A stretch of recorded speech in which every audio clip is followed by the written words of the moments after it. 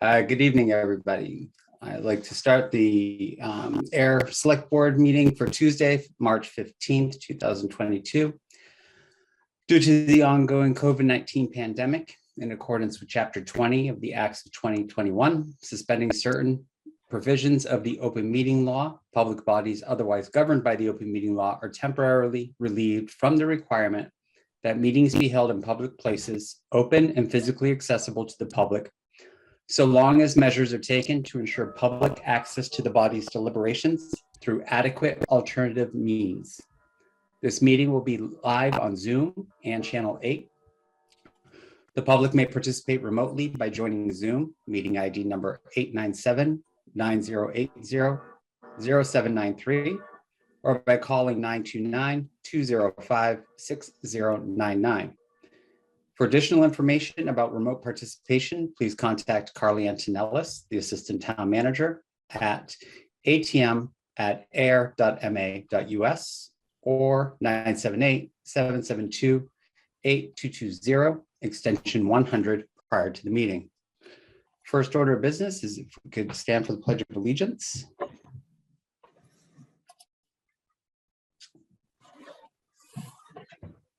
Wait for the flag. I pledge allegiance to the flag of the United States of America and to the republic for which it stands, one nation, under God, indivisible, with liberty and justice for all.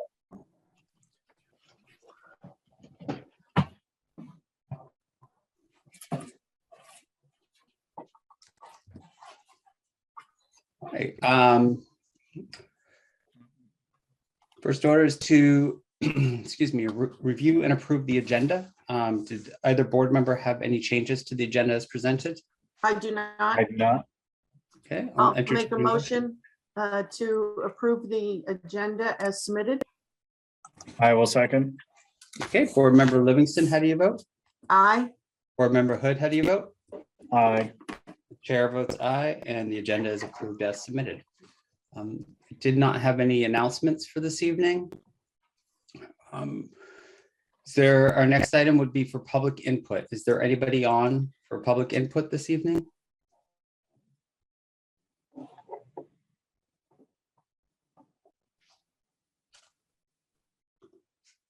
Okay, not seeing or hearing anyone. Go ahead and move to our next agenda item, which is the reappointment of the Ayer and Neshoba Valley Technical High School School Committee representatives by the Neshoba Valley Technical High School Appointing Committee. Okay, I would like to convene as moderator the District School Appointment Committee for Neshoba Valley Technical District High School for a term of 3 years, commencing on April 1st of 2022 and ending on March 31st of 2025. At this point, we have 5 members of the appointing committee: Scott Hood, Sean Copeland, Janice Livingston, Michelle Granger, and myself. 2 candidates that have submitted their names for reappointment are Chris and Corey Prell. Would you both like to address the meeting, please? Sure. Chris Prale, first of all. I am the full-time school committee member for the town of Ayer. I've served in this capacity for the last few years. Over that time, I think we've made some great strides over at Neshoba Tech, getting some programs together. I sit on the Budget and Finance Committee, the Facilities Committee, in the Contract Negotiations Committee. So I'm extremely busy over there, and feel that we do a good job with that and help out in really getting the voice of Ayer heard over there. We've gotten some projects done in Ayer. We got a shed built over at the Public Gardens, right over there by Wendy's. Our kids did that, and we're still available to do anything further for the town of Ayer. We've spoken to Robert about doing that in the past, and I know he's spoken to department heads to make a wish list, but once again, our enrollment is up this year. You'll see that at town meeting. And I think people are getting to see that tech schools are a great thing. And there's a lot of good things that happen at Neshoba Tech every single day. I encourage anybody to please take advantage of our open houses and tours when we do have them. And our restaurant is now open to the public Wednesday through Friday.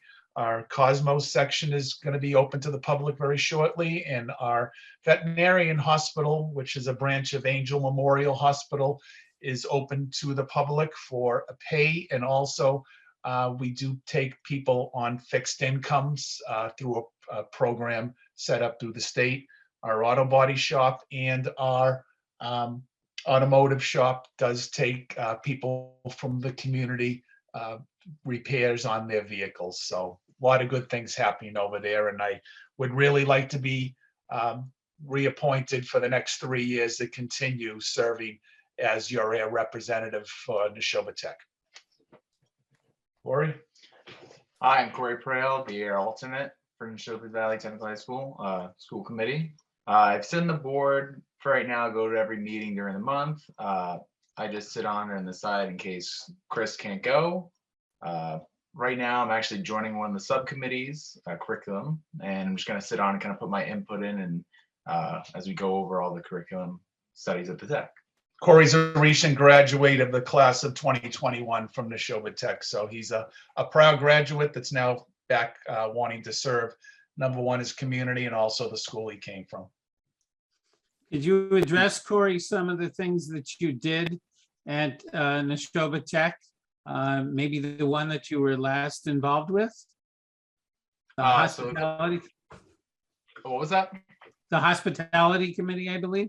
Oh, so in the hospitality program, I was very involved with that. I went to DECA, which is kind of a business competition. I got to go to internationals in Florida for that. And I also did around the town. We also have Taste in Neshoba and Taste in Middlesex, where we went and gave a little bit of a demo of Neshoba Tech, and we won a couple of trophies, which is very nice. And I also just work in the restaurant there for all 4 years.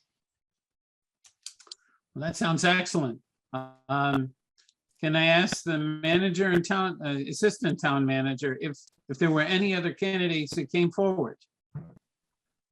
Mr. Moderator, there were not. Okay. Are there any questions of the board members to the candidates? I have no questions. Chris has done a wonderful job representing. He's on any committee that he's ever been on, so I'm all for both the candidates. Thank you. Excellent. Thank you, Sean? Janice. Questions either? Yeah, no questions. Just want to say thank you both for your willingness to continue on and with another term. Great. Thank you. Thank you. Scott? Oh. One of you. I was just going to say that I don't have any questions, but I want to thank both Chris and Corey for volunteering their time and serving on the school committee. I know what rewarding work it can be and also how time consuming it can be. So thank you for doing that. You're welcome. Thank you, Michelle. Thanks for the support of ASR SD. You guys have always been there for us and vice versa. So we're there for you guys. Great. Thanks. And we've got a great field to when you guys, we have to talk because last year when Townsend up with their field was being fixed and over at Groton, we did let them come over and use our field. So that might be a thing moving forward for you guys to come over and use our field. We do offer our fields to any of our feeding towns for nothing. So that could be a thing. I'll let the athletic director know I'm actually on my way into a fields meeting now. Our fields are starting construction next week. So it's just this spring season that we're losing. We should be good for the fall. So I'll let them know if there's anything that comes up this spring. Yep, we'd be more than willing to work with them. Like I said, we worked with Groton and in Townsend last year. Great, thanks. Scott, did you have any comments? No comments. Like everyone else, I know how rewarding it can be to volunteer for boards and committees, and, Chris has done a great job, and I've known Corey for years. And they're both great candidates, and they'll serve the town well. Thank you. Thanks, Scott. Thank you. Okay. Well, I was impressed when I heard from Corey last year during the initial appointment meeting, and having met Chris personally and discussed with him through a tour of the school, I am not only more than edified at his knowledge of the budget process. Of course, he was on our finance committee in earlier years and moved on to Neshoba Tech, but I totally acknowledge and approve of their sacrifice and commitment to the town of Ayer and for the benefit of the technical high school. So if there are no further comments or questions, we can take a vote for reappointment. Let's start with Sean. Aye. Janice, Aye. Scott, Aye. Michelle, Aye. and the chair says aye. So you are unanimously reappointed. If the manager's office has a form of a letter, I will gladly take care of signing that and making it official. Great.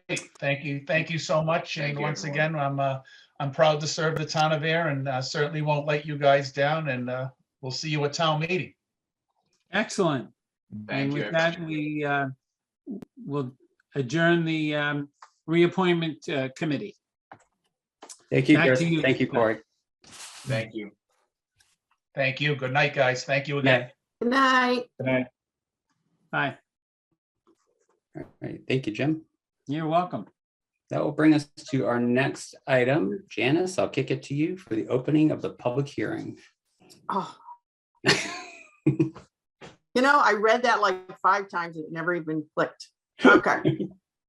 I was gonna have to read tonight. Town of Ayer Select Board Public Hearing Notice, FY 2023 Water and Sewer Rate Public Hearing Notice. The Ayer Select Board will be conducting a remote public hearing on Tuesday, March 15th, 2022 at 6:15 p.m. The Select Board, in their legal capacity as the town's Water and Sewer Commissioners, will hear the report and recommendations of the town's Rate Review Committee, take public comments, and consider approval and adoption of the FY 2023 water and sewer rates. Zoom meeting ID is 897-9080-0793, and call-in number is 929-205-6099. For more information, please contact atm@ayer.ma.us or 978-772-8220, extension 100. Great, thank you. And I will now turn it over to Mr. Dan Van Schauwick, the DPW Director. Hello, Dan. Hey, good evening. How you doing? Good evening. Good, how are you? Pretty good. Yes, I'll present here tonight. Let me share my screen.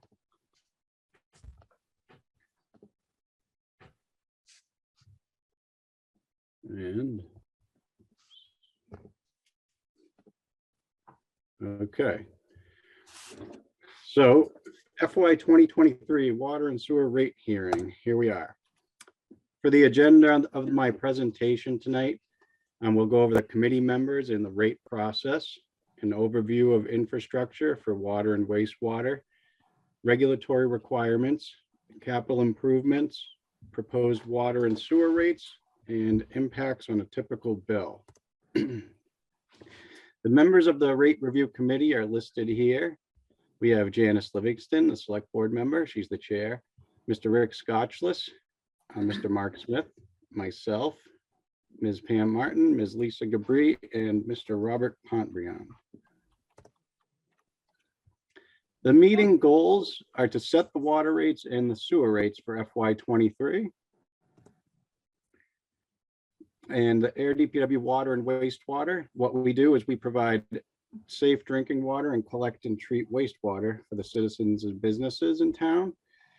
We focus on water 24 hours a day, 7 days a week. We're constantly pumping and operating our system.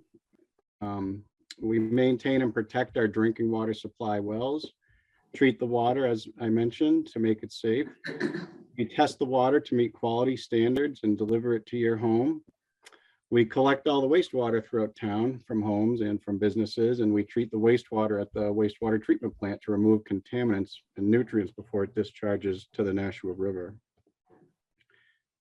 So Ayer's water system, it's pretty old. It was constructed in 1895 originally. You can see the original pumping station, which that was near the Balch Pond area, the dam over there. It serves 3,200 customers, provides water for domestic use, commercial use, and fire protection. We have 50 miles of pipe, 5 wells, and 2 treatment plants, the Grove Pond Treatment Plant and the Spectacle Pond Treatment Plant.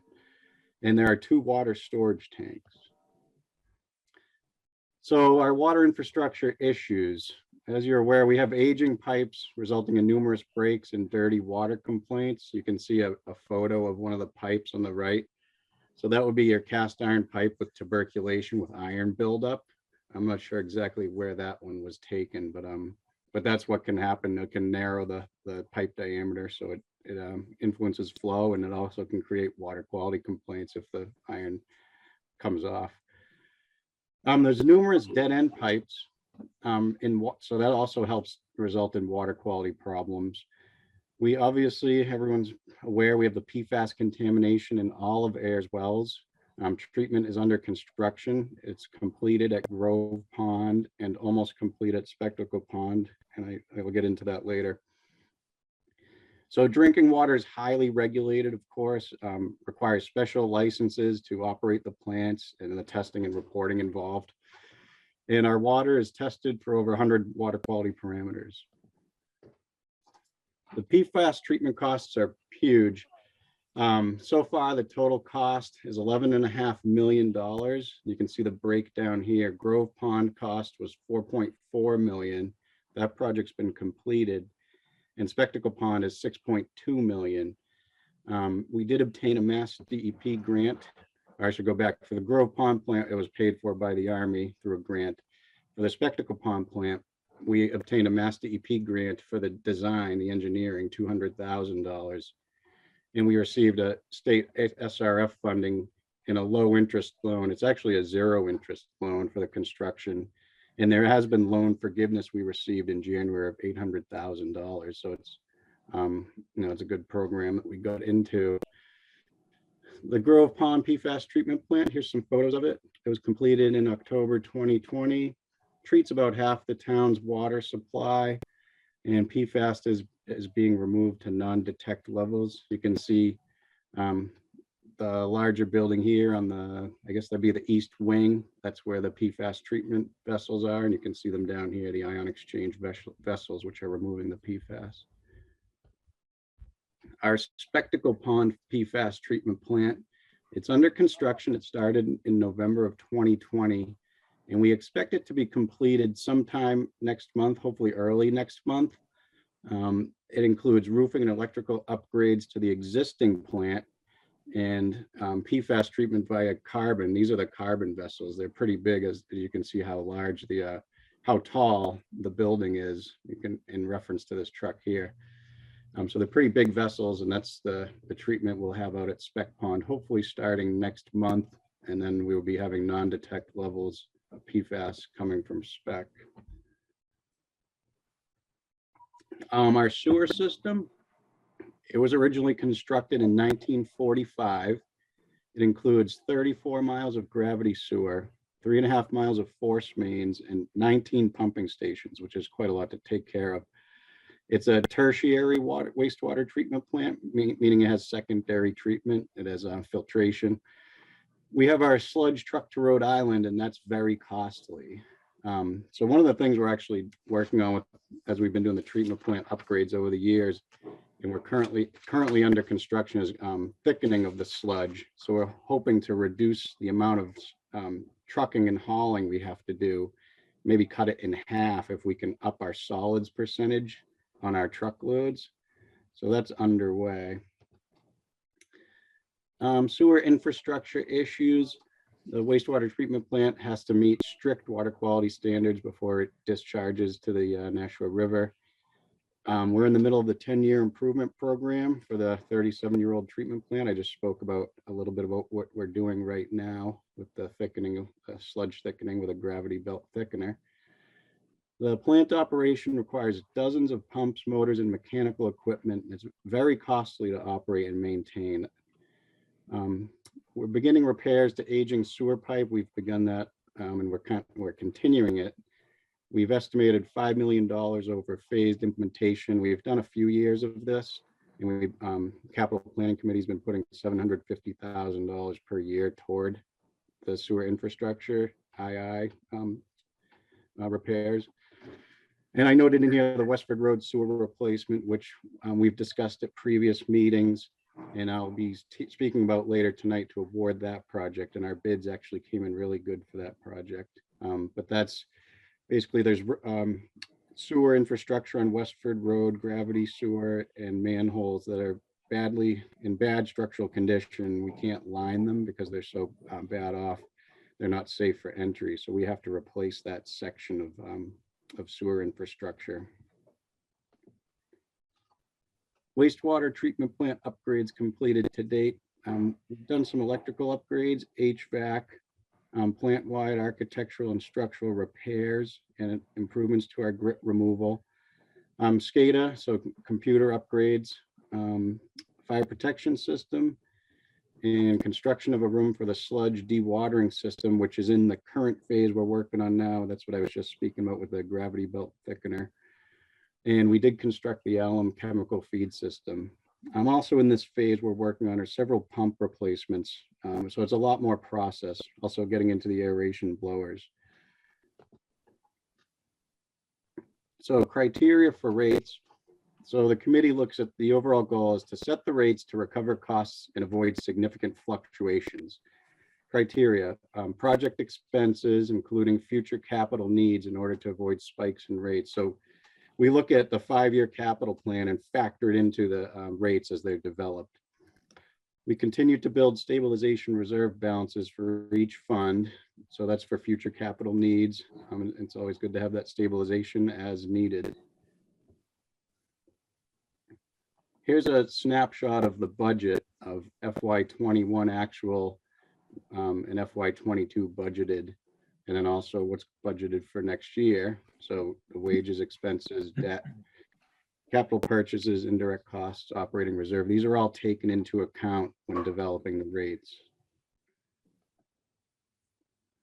And then this is a pie graph just showing the breakdown of those different items and where they fall. So you can see the majority is the regular debt, or actually, excuse me, the expenses, and then regular debt and capital purchases and wages. And 1% is our operating reserve. The Water Division capital plan. So this is the 5-year capital plan we factor in when we're setting the rates. There's actually 2 pages here, but you can see for FY23, we have a couple of vehicles, the groundwater supply, spec pond groundwater supply development, a portable generator to be split with wastewater, and also I left it in here, but the spec pond water transmission main replacement, the board authorized $600,000 for ARPA, so that should be coming out of ARPA and not coming out of the town's capital, through the town's capital funding process. So proposed water rates per 100 cubic feet or 750 gallons.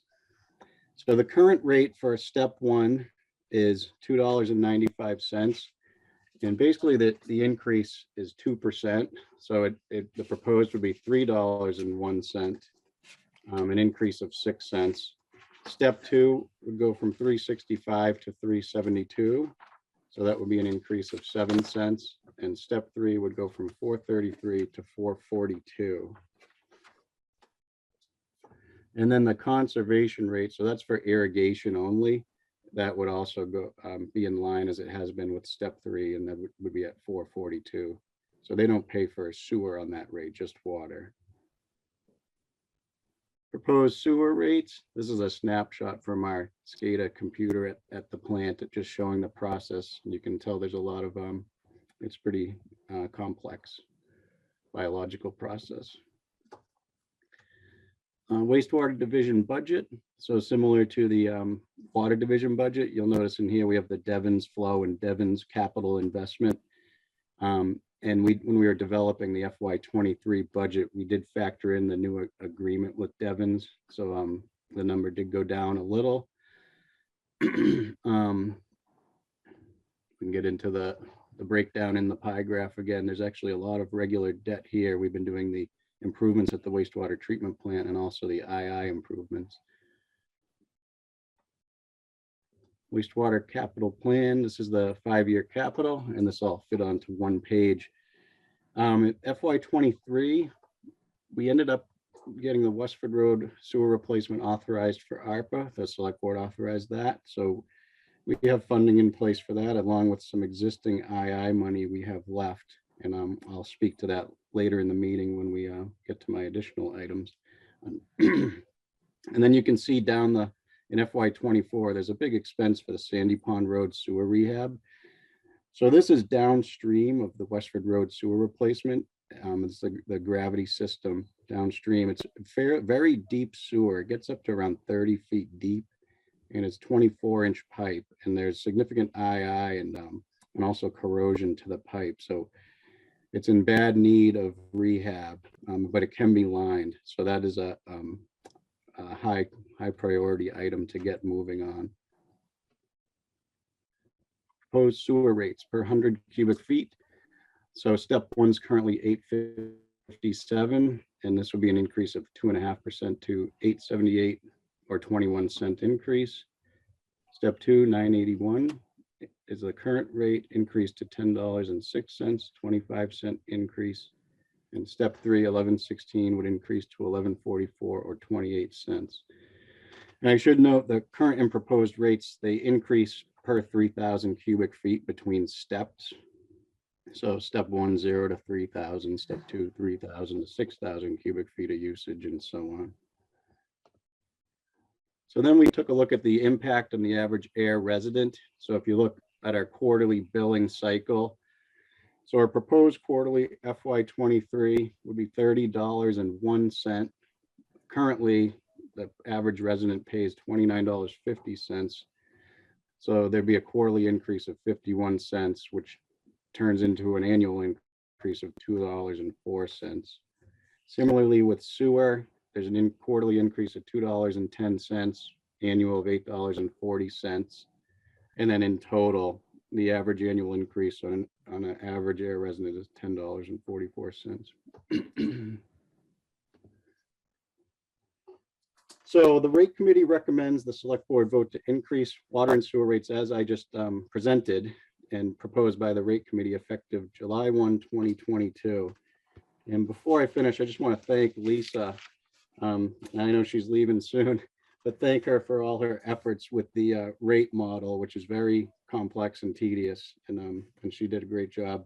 This is my first go around with the rates, and she helped me a lot understanding it. And I think we're got good footing moving forward.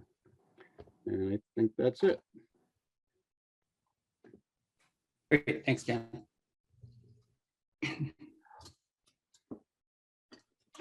Any questions or comments?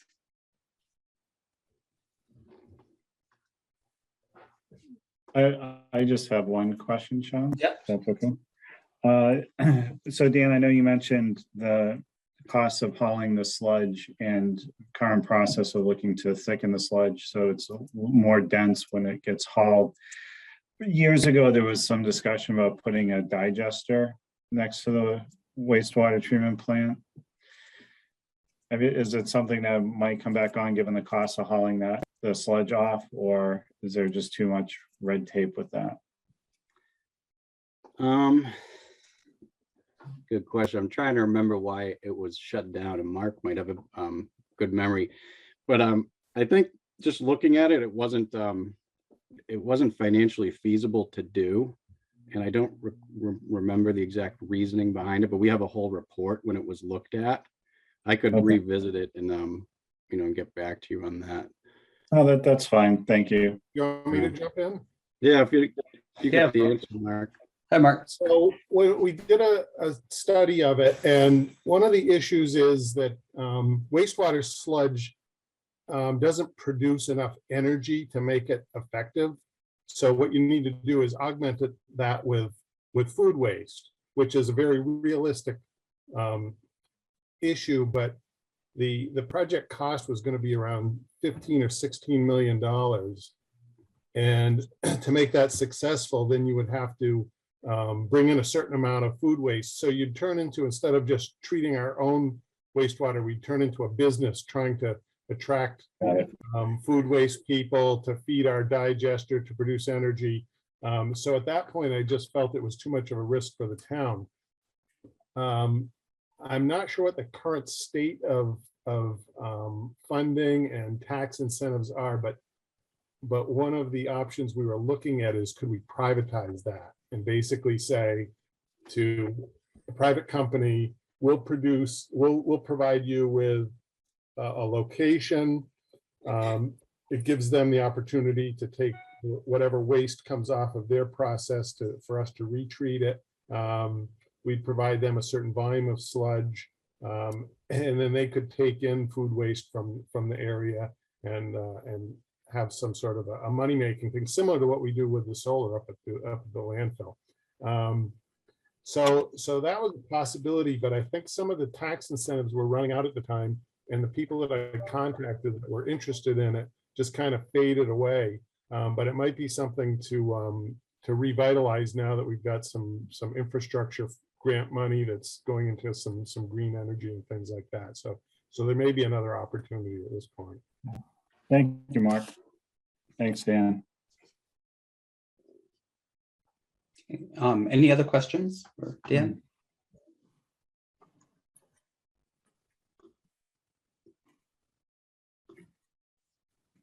Okay, I didn't have any questions either. Would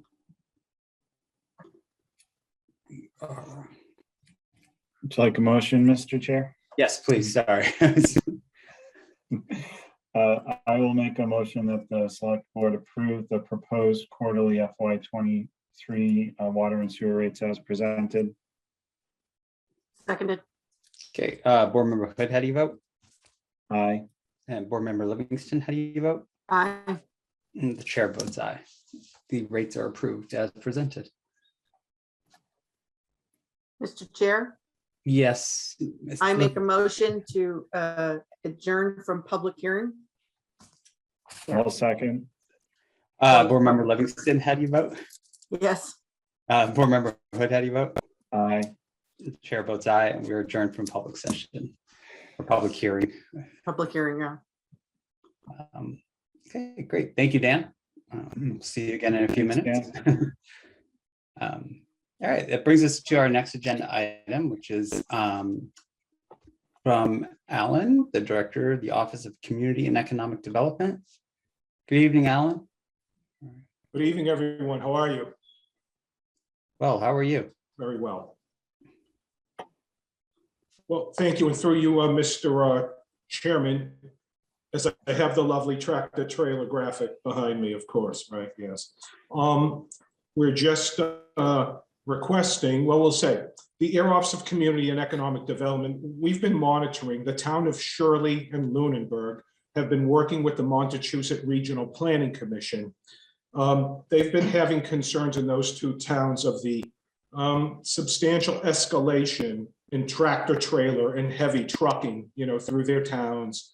I guess there's a new Amazon warehouse and other sense being built. So they launched an effort with the Montechusett Regional Planning Commission to conduct and produce a study on the heavy trucking impacts, on those two towns. So we were monitoring this in my department, and I ended up reaching out to Montechusett Regional Planning Commission to see if they would consider, we advocated if the town of Ayer could be included in that study that they were doing for Shirley and Lunenburg. I'm pleased to say they responded favorably, and they have agreed to include the town of Ayer in this important study of heavy trucking. And I think we all know that trucking in air is like other places is, it's escalating. The volume of it is getting intense. And we have the added situation of the, well, what I call the never-ending caravan or convoy of wrecked auto carriers that are going through our town now, out to auto insurance auctions of Shirley, very intense. So this study will provide us a baseline understanding of the, of the volume of the trucking, as well as a number of other entities. So then we could go forward with a factual data-based understanding of what's going on with trucking in this town to see, what we might be able to do to mitigate that or work with the trucking companies, et cetera. So what we're requesting tonight, the Montechusett Regional Planning Commission said, again, we would be included in the study, and we're simply seeking a favorable response, the support of the select board to provide to the Montechusett Regional Planning Commission. And the other good news of this, there's no direct financial cost to the town of Ayer for our inclusion in this study. There'll be staff support and that type of thing with them, which we're always ready to do. And so we're simply seeking your support to proceed and for Montechusett Regional Planning to include the town of Ayer in this heavy trucking study.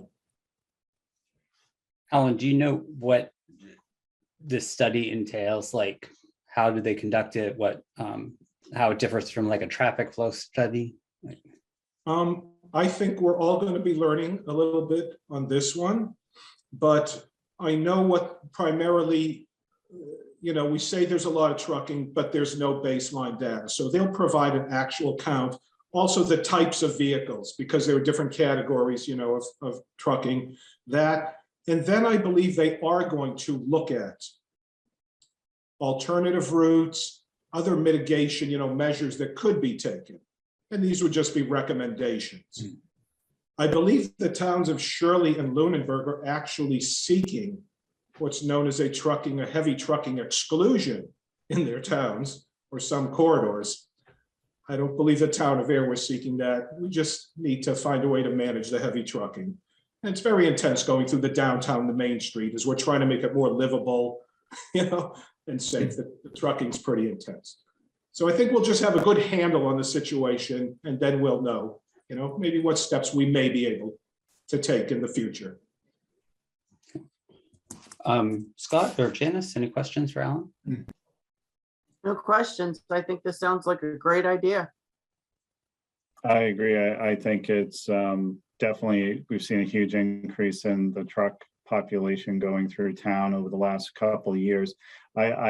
In addition to this letter going off being part of the study, I would like to perhaps at a future meeting, the board discuss some other items that we can do to try to mitigate some of the traffic, particularly the speeders and use of the Jake brake as they're going through downtown, et cetera.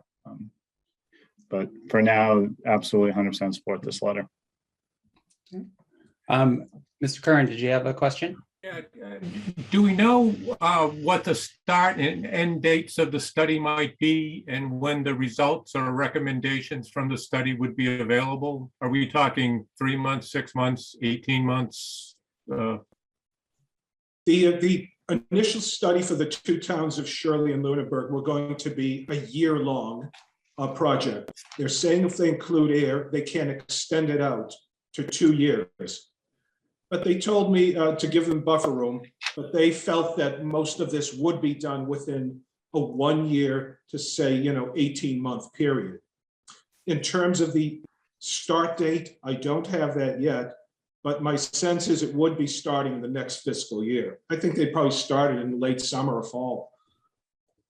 So late 2023 or early 2024 is when the study would be completed, and at some point after that, there would be recommendations or the results would be published. Yes. Yeah, okay. And by the way, I should also mention an important part of this will be air quality measurements. Diesel exhaust particulate matter is some of the most dangerous matter, and there's a lot of diesel exhaust being cascaded down in this town on a daily basis. So they'll be looking at air quality as well. Thank you, Ellen. Any other questions or comments? Not seeing or hearing any, I will entertain a motion. I'll make a motion that the select board wait a minute, approve the town of Ayer's inclusion in the Shirley Lunenburg Regional Trucking Freight Impact Study as presented. I will second. Okay, Board Member Livingston, how do you vote? Aye. Board Member Hood, how do you vote? Aye. The chair votes aye. The letter is approved. Thanks, Alan. Thank you very much. Thank you. Right. Our next agenda item is our DPW Director's Report. Welcome back, Dan. Again. Yeah, so tonight I have 3 items and one Mark is going to come in on. I don't know if this may be his last meeting ever, we'll see. But the first item is the award of the Westford Road Water and Sewer Replacement Project. So I presented this to you before, the project we're talking about.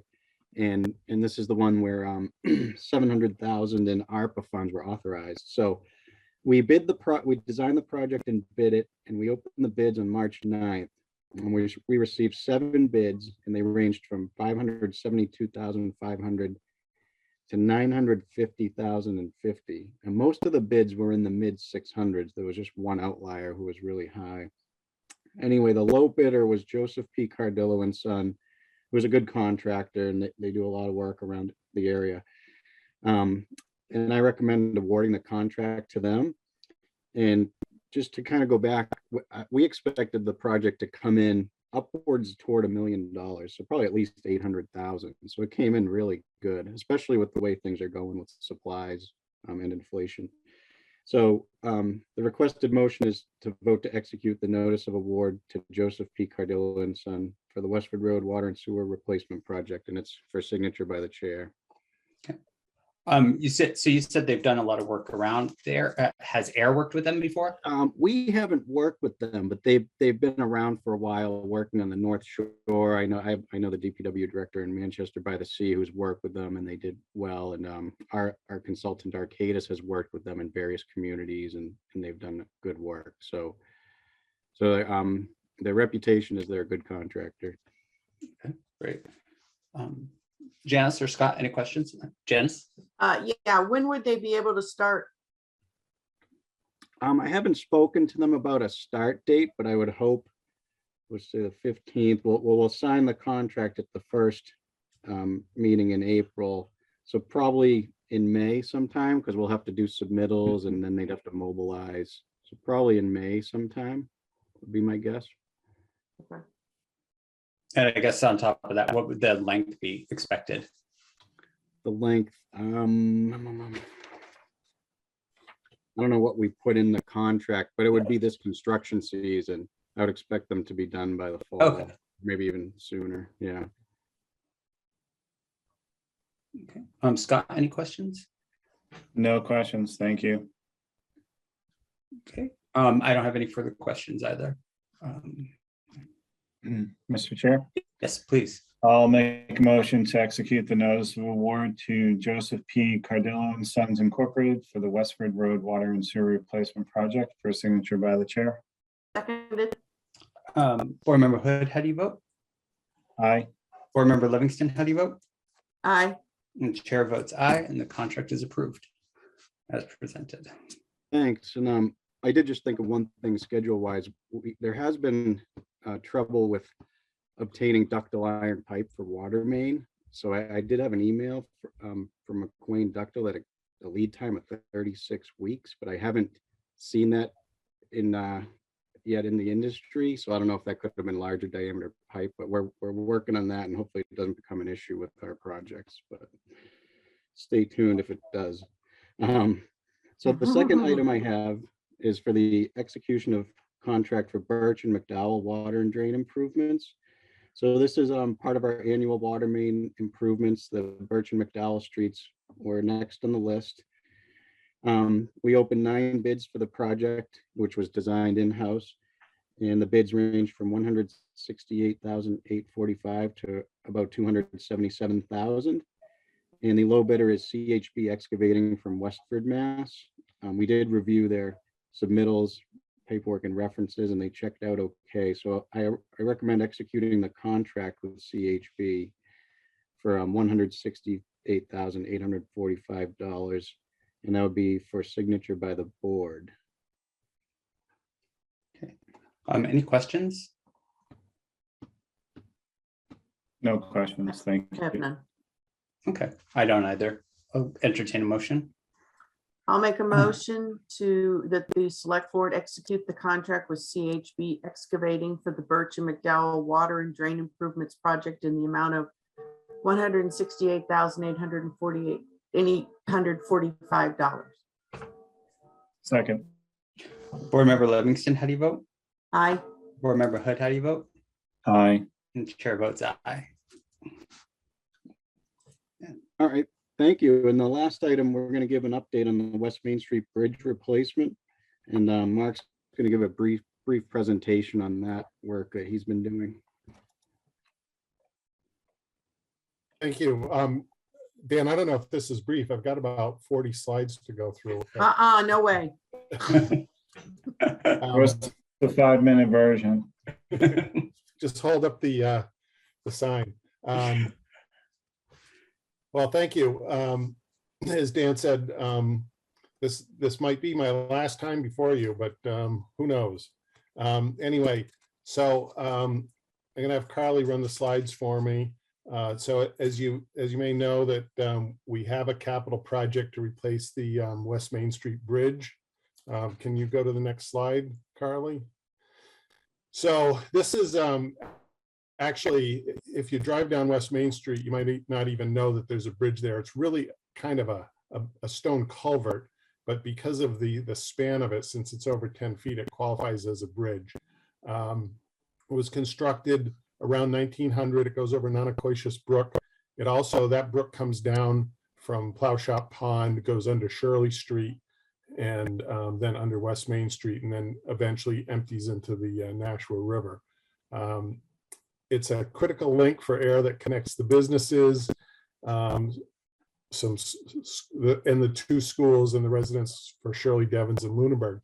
One of the issues with this whole project is that with the regional school system, we have a middle school in Shirley and a high school in Ayer, and so now you have buses going back and forth with students every day. So it's pretty critical to make sure we keep this corridor up to date. Also, the bridge on Shirley Street is currently closed due to unsafe conditions. We closed that probably 6 or 7 years ago. And something has to be done with that. The existing West Main Street Bridge, and I'll show you in the next picture, it's in poor to severe condition. And because of that, the Mass DOT does a biannual inspection of the bridge to make sure it's not deteriorating further. Unfortunately, we haven't had any kind of weather conditions that have undermined the structure or anything. So next slide, please. So here's a few pictures of the condition of the existing bridge. One of the interesting parts of this construction, if you see in the upper left corner, it looks like we've got some steel planks for the deck. And what that actually is it's old railroad rails that were laid across and butted up, and then they poured the concrete deck on top of that. We also have a number of utilities. We have water, sewer, and gas running through the structure, and one of the gas mains is a high pressure gas. So it's some critical utilities also. Next slide, please. So the project status. So in a 2018 annual town meeting, we appropriated $1.23 million. I applied for and received a $500,000 Mass DOT small bridge grant, so that brought our total amount of money up to 1.7 million. We designed and bid the project in October 2020. It was a little bit of a painful design because Mass DOT has certain bridge standards that we have to design the project to. So right now we have about 11 or 12 foot span, but under the new Mass DOT standards, we have to open up the hydraulic opening so that it's more restored to an original stream bank. So that increased the bridge span up to about 26 feet. It also takes about 6 to 8 months for them to review and approve it, and they kind of nitpick on specific things. So we had to keep going back to the drawing board and changing the design. The low bid turned out to be $2.55 million. Next slide, please. So what were some of the design challenges that make this expensive? One is the traffic control. It's difficult to detour traffic around this location. Again, we have the Massachusetts stream crossing standards that we have to design it to increase the span for the stream crossing. We have the utilities that are critical and have to be maintained during construction. With the Shirley Street Bridge out of service, we don't have a backup plan for if we have to have emergency or detours through there. And it also requires a Mass DOT review. And as I mentioned, that gets kind of complicated. You have a lot of people with input that you tend to go round and round on. Next slide, please. So the final design ended up being a 28-foot bridge span. It was cast in place concrete foundation with precast concrete construction. We're replacing the sidewalks and adding bike lanes, so it's a little bit wider. We have to make provisions for the utilities, like I said, water, sewer, and 2 gas mains. The state required a special footing design to protect the foundation from brook scour. And we designed it with what we called phased construction. So they would build half the bridge and maintain one-way alternating traffic on one side, and then they would swap that once they built half of it and have traffic on the other side while they were building the other. So and I don't know if you've come across this, we put up traffic lights that only allowed one-way traffic in each direction. Next slide. And this is just a schematic of what the bridge would look like. You can see it looks a little bit different, a little bit bigger, and a little more extensive than what's out there today. Next slide. And this is typical type of construction where they have precast pieces that they would put in place. And as I mentioned, we were doing this as staged, so they do half of it, complete that, then switch the traffic onto the new part and then start over. So it's a fairly complicated process and has some pretty heavy concrete structures. Next slide. So after we opened the bids, we hired an engineering company to see if cost could be reduced, or what was the main issue for the cost being way over what we had budgeted. They estimated that detouring the traffic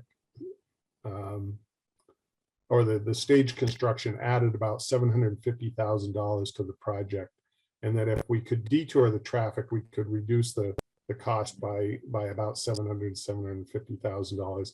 They felt there might be some foundation design modifications that could result in additional savings.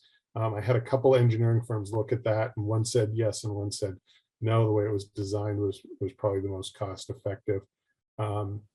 If we did decide to redesign the bridge with some type of different structure, maybe a steel structure, then we'd really be starting over with designing and permitting in coordination of Mass DOT reviews. We might be able to make some minor corrections that wouldn't require new permits and new reviews. Next slide. So here's where we are with the project. If we rebid the project today, we would need about $1.6 million in additional funding. So that includes what we have the available funds from town meeting, potential small bridge grant of $500,000, and how much of the shortfall there would be. You can see the construction, I increased that by 10%. So that was about 2.8 million would be the cost if we rebid it as designed. And then we have to factor in some engineering during construction, because there's very specialized engineering services to review the shop drawings and the testing of all the materials and the bridge itself. Next slide. So if we did a traffic, a detour and close the bridge, like I said, you could save between $700,000 and $750,000. That would also reduce some of the other costs, because the construction time would be much less. It would be about twice as fast they could do the construction if they didn't have to deal with traffic management. So I estimated if we did a detour, the total cost would be about 2.6 million. And then we would have our available funds and potential grants. So we'd need a little bit under $1 million additional money. Remember, the other number, we would need about 1.6 million. So there is a fair amount of savings if we do the detour. The problem with the detour is you really only got two options. One is McPherson Road, which cars could go under most of the time, but that occasionally is closed due to flooding on the Nashua River or migration of salamanders, and also there's a low bridge, so public safety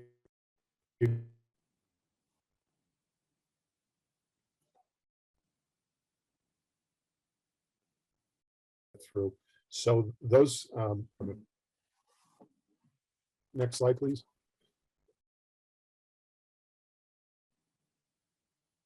What I wanted to get a little input from the select board on,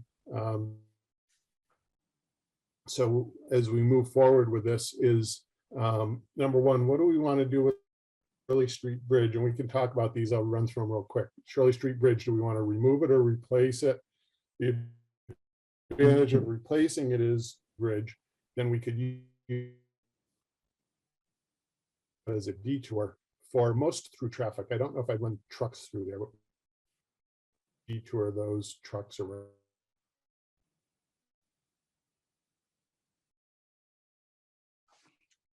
Janice? So Mark, you keep freezing. Your expression is great. So here, my question about Shirley Street Bridge, hasn't it been at least 6 years since Shirley Street Bridge closed down? I mean, Gary was still on the board. So my question then is, does anybody miss it?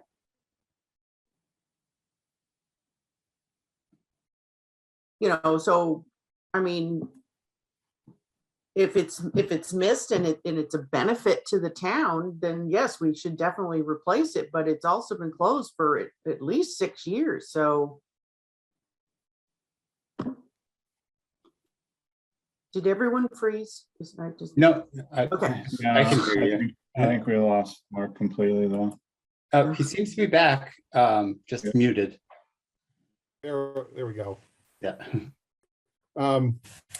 So, yeah, the issue with Shirley Street Bridge is we can't just leave it closed the way it is. If you're going to leave it closed, you have to do some kind of a permanent solution from a safety point of view, and that might mean removing that bridge and putting a pedestrian bridge. You have to do some bank restoration and things like that. So we really need to have a plan for what we're going to do with the Shirley Street Bridge. But didn't we talk about making it a pedestrian bridge a few years ago? We have talked about it, but I don't know if there was ever consensus on what the town wanted to do with that. It's not, it's still a fairly expensive option to do something out there, because you have to make sure that there's room for turnarounds at each end, because now you've got two dead ends. So it's almost like creating cul-de-sacs, and then you have to do some bank restoration. So can be a fairly expensive project, and we haven't looked at all the components and how much it would cost, because we were focused on the West Main Street project. Mark, would Shirley Street Bridge also qualify possibly for a small bridge grant? Yes. Okay. Yeah, and one of the big question marks, and one of the reason why we haven't moved forward with this, and when I was talking to Robert about what my recommendation would be, and at this point, my recommendation would be, let's see what's going on with the infrastructure bill money and see how much we could get for that before we make some of these decisions. It gives us some time because we're obviously not going to be getting any construction really going this construction season. We'd want to time it so that whatever we do, we're teed up to get started next spring. And we still don't know what's going on with the infrastructure bill money, how that's going to be distributed, how much is going to be available for communities like Ayer, for projects like West Main Street or Shirley Street. I would guess we're going to be able to have more than $500,000 of a grant for each of these projects. So that would be my recommendation, is wait and see how the funding is going to shake out and how much we can get for this project, and then make some of these decisions. What, for the Shirley Street Bridge or the West? For both of them. Well, how long's the West Main Street Bridge been damaged? That's been quite a few years too. Well, it's not really damaged. It's just, it's in If poor you're condition. replacing it, it's damaged. Right. So we appropriated the money at 2018 town meeting. So it's been, and we bid the project in 2020. So it's been a few years that we've been working on that project. But we need another, what did I say, million? Well, the price is only going to go up the longer we wait. Right. Because like you said, we got money approved at a town meeting in 2018.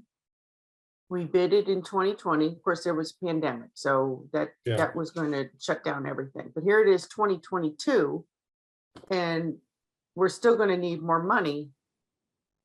Meanwhile, you can say all you want that everything's fine. Right now it's okay. It's been sheared up or whatever. But people are going to hear West Main Street Bridge doesn't work. It's broken. It needs to be fixed. Right. So what about the ARPA funds? Isn't that supposed to be for infrastructure too? I don't think ARPA can be used for transportation and bridge projects. I think ARPA is, and I'd have to look, but I'm pretty sure that the infrastructure is just water and sewer. Okay. Yeah, that's correct. Okay. Mark, when are your I'm just concerned about delaying. I mean, I understand that there are things out of our control and whatnot, but I am very concerned about this kind of being pushed off any longer. Because if we're going to wait for an infrastructure bill to come out of the government with all that's going on right now, start twiddling your thumbs. Okay, because nothing's going to happen fast. Mark, one of your other questions? Oh, sorry. I'm plugging in my iPad in case I lose you again. Can you also, one of your other questions on there was traffic control or detour. And I know you said like if we detour, there's a huge cost savings, but also cut the project time in half. What do you think the estimated project time would be for both options? So it's probably with the detour and closing the road, it's probably one construction season. So it'd be starting in April, probably being opened in the mid-fall. With the what we call staged construction, maintaining traffic, it's probably going to be most of another construction season. So it'd be 2 years while it was like that. So the challenge with the detour, though, it's not just working around the middle school traffic. It's also, emergency services being able to get through. And I think this has come up in the past where that seems to be the mitigating factor in the inability to just close the road and detour traffic, which unfortunately is also because Shirley Street Bridge is out of commission also. My approach is there's a cost to the project, and if the process in which we have to execute it, so we're not disrupting the emergency services, et cetera, is much higher. I think, unfortunately, that's the cost of the project to get it done. I think on the approach West Main Street, to Janice's point, we've been kicking this around for a few years since we did the initial funding. I think we should move forward with that. And, I would really support traffic, detouring the traffic unless the police chief and the fire chief told me it would be fine, which I think they've spoken out previously saying that it's not. So let's move ahead with West Main Street in whatever cost it is, unfortunately, and then visit Shirley Street, once West Main Street is settled. Mr. Cran?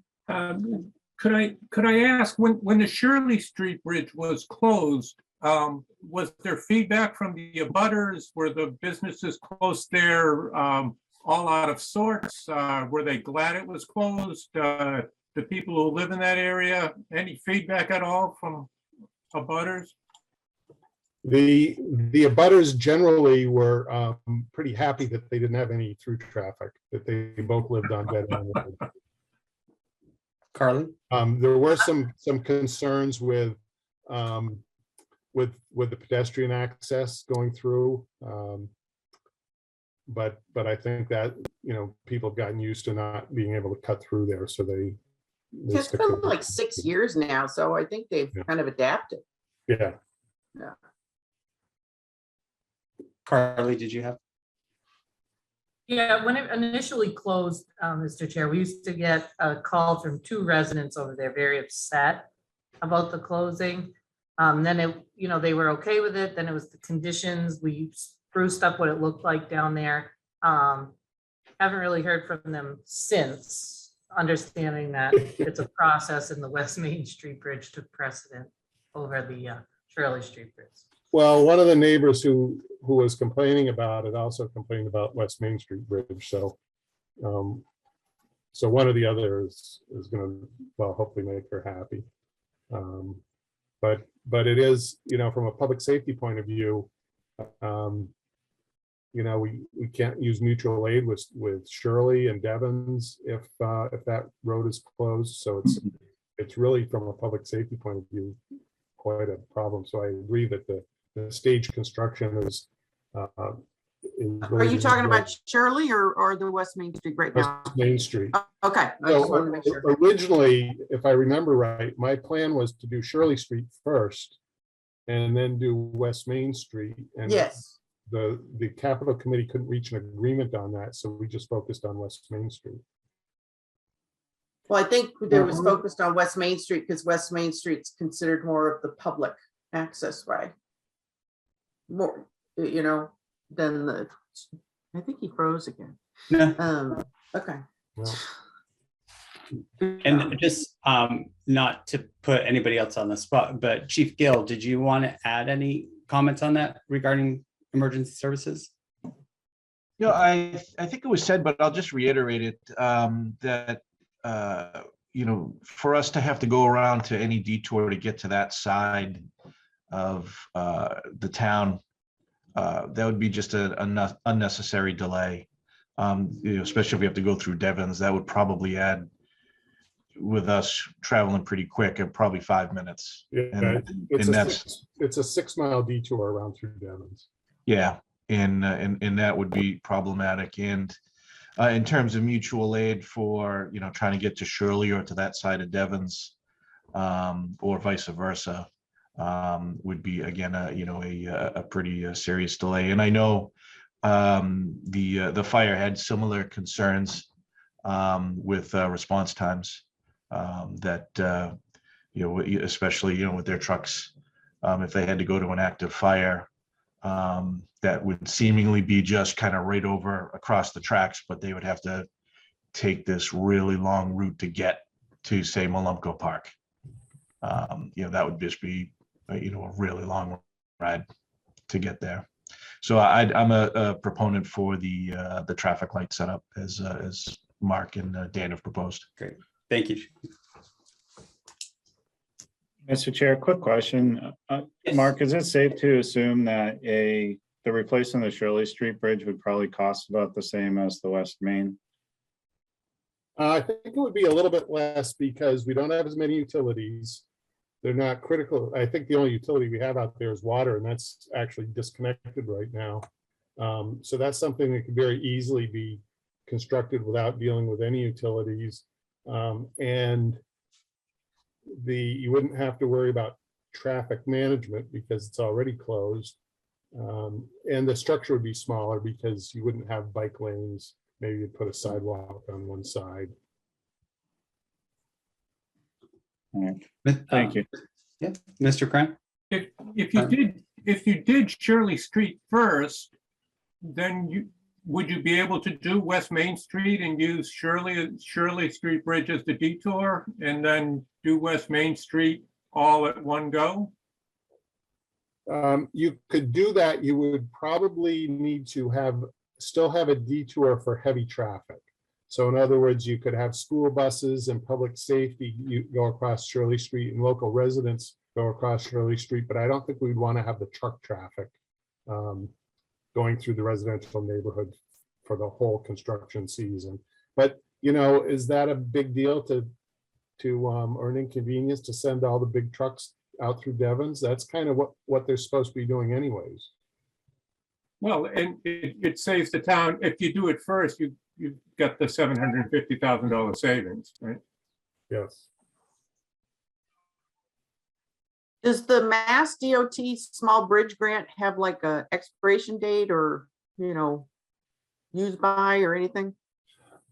Yes. So the $500,000 grant that we have has expired. We'd have to reapply for it. It expired because it would have had to happen during the pandemic? So you have to renew it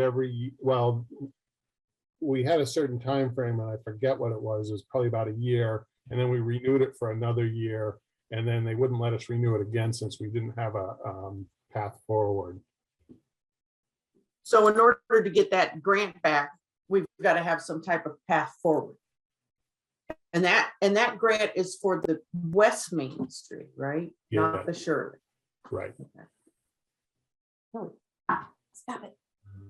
So thinking from a timeline, because this would have to go through capital planning, we would have to start the process in the fall with, if we were going to look to make modifications or even request more funds. Is that a safe assumption of the situation? What I think is the best path forward is to assume that you're going to appropriate more money. How much more money depends on how the infrastructure bill shakes out and the small bridge program, and if we can get some grant money. But you would know that by late summer, and then you could raise and appropriate additional money either at fall town meeting, or if you wanted to wait until spring town meeting, we could still bid the project, have a contractor ready to go, but just not award it until the money gets voted at next spring town meeting. So now you're talking 2023, calendar year 2023, is to maybe starting the project. Yeah. But if you go, when you said Springtown meeting, are you talking about next year? Right. So then it wouldn't start until after July 1 of I think 2023. capital projects you can start after the money is approved, after it's approved at town meeting. You don't have to. Okay, so it would start in May. Ideally, if you had the money available in the fall town meeting this year, then you could get all the shop drawing submittals. They could start doing the precast structures. They could be all ready to go as soon as weather gets good in the spring. So they would be starting about now,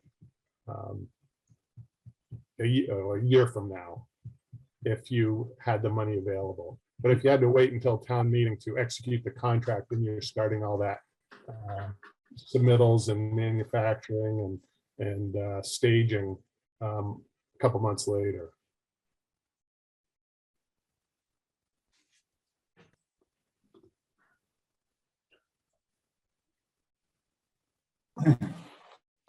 Mr. Chairman, Yes, Mr. Popper. I think this discussion and the presentation have been very helpful. And I think in terms of planning, next steps is that our focus, first of all, we need to clarify, but we're pretty sure, but let's confirm that the opera funds, as mentioned, are only water, sewer, and broadband. But let's get a certain determination on that as one option, because really the issue There's a bridge over water. it becomes the issue of funding. So the second piece is the infrastructure bill has passed and projects have started. I'm thinking of what is in Lowell with Congresswoman Trahan and what have you. And I know Dan has begun to, begun to look at that. And I do think that there is a potential opportunity in the infrastructure bill, which would be ideal. And then the third piece that was mentioned, if requiring funding, whether it's capital stabilization or borrow authorization or so forth, obviously would require an active town meeting, as everybody knows. And realistically, the earliest potential would be the fall town meeting. And Scott, to your point, perhaps the capital planning committee could meet outside of its normal schedule, meaning to meet the fall deadline. So I think what we need to do is get this all put together in terms of the funding plan. And realistically, I think that with the construction to start in the construction season of 2023 is doable. We just need to get this together. And I think that would be realistically, I'd defer to Dan and Mark, the soonest we could begin construction and teeing this all up would be that construction season. Thank you, Robert. Pauline? If you bid this today, if we had enough money and we rebid it today, they probably wouldn't be starting construction until late summer, early fall. So you really aren't getting any benefit to bidding it right away. So I think you are. I think, I know you're saying that they wouldn't, would be a few more months, but it would be done in this year. Not the fiscal year, but in the calendar year. And then we could move on to the next project. Again, this thing sat around for a long, long time. Pauline, did you have? Yes, thank you, Mr. Chair. I'd like to, I agree with Robert's plan. I also like Dennis's comments regarding the Shirley Street Bridge. So what I haven't heard is, what would it take to estimate the cost for Shirley Street Bridge versus West Main Street Bridge? If we could save that almost $1 million off of West Main Street and cause the construction to take one construction season, but it can also identify the approximate cost for Shirley Street, it might be a feasible thing to do Shirley Street to allow for the detour and save that $1 million off of West Main, because Shirley Street might not happen until 2025, 2026 at this point. So if we can explore the cost for Shirley Street while we're doing these other things for West Main, no harm, no foul, we'll have actual comparables. Right, we did do a preliminary when we discovered the issues with both bridges. We did do preliminary cost estimates. Those obviously are a little bit outdated because of some of the Mass DOT regs and also because of the age of the cost estimate. But we could dust that off and see if we can update that Shirley Street cost estimate. And was at the time, was it just the cost estimate? Wasn't like a design plan or anything like that? No, it was just we did a little feasibility, had an engineering firm do a little feasibility study and say this is what you would need to do for Shirley Street. So if we were to explore Shirley Street as a first option, what is the time frame? Like, how much time would that add to do like the plans and design the project? Well, the issue with the design would be there's two concerns. One is you have to do a subsurface investigation, so that's a scheduling issue. So they can't really start designing it until they do all the borings and get all the analysis on that. And then the other problem is Mass DOT just drags their feet on these reviews for West Main Street.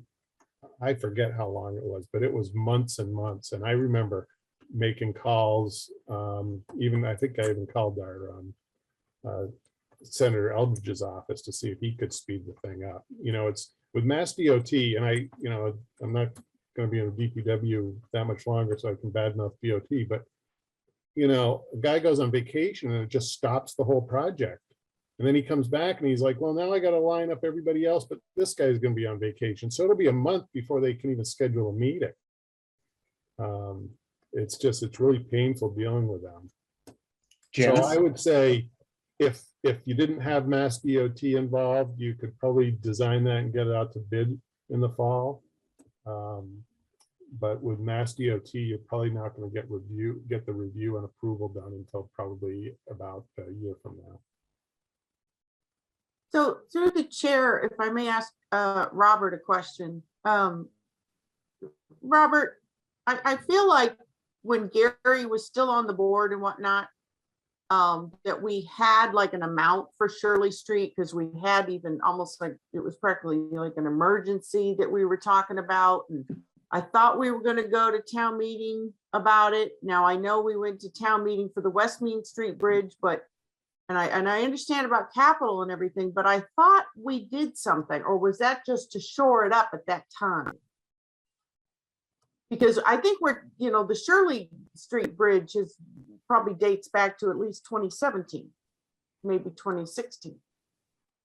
Through the chair to Selectman Livingston, right? I'd have to check my notes on that because it does go back some time as far as. I remember an August conversation about it. Yeah, let me check and through to your question through the chair. Perhaps what would be helpful is if the DPW in my office, we put together for the board a timeline. There's two timelines we have to consider. One is the construction timeline, and there's variables, meaning West Main Street, Shirley Street, what have you, and also the funding, what we'll call the funding options timeline. And then I think if we had that prepared, we could then, I think that would help everybody as far as scheduling it.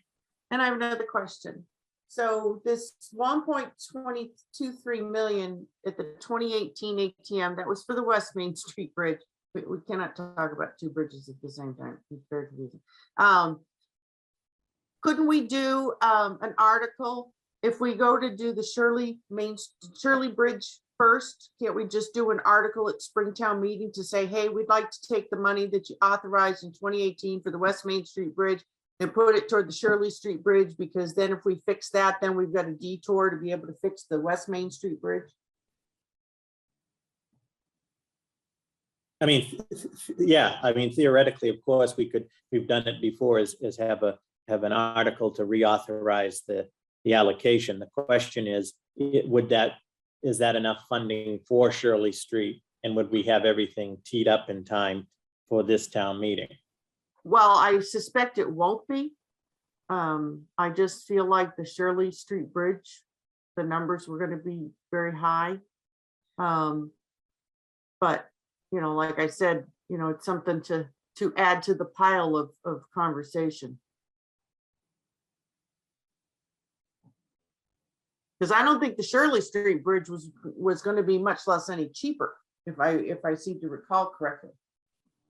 Well, I think one of the issues is, our total cost estimate for this project, and that's why we voted 1.23 and had the $500,000 grant, was going to be, 1.7 million for this project. And you can see it's a little bit off from that. So I don't know. I'd have to relook at the Shirley Street cost estimate. I don't think it's going to be, $2.5 million, but it's going to be over $1 million.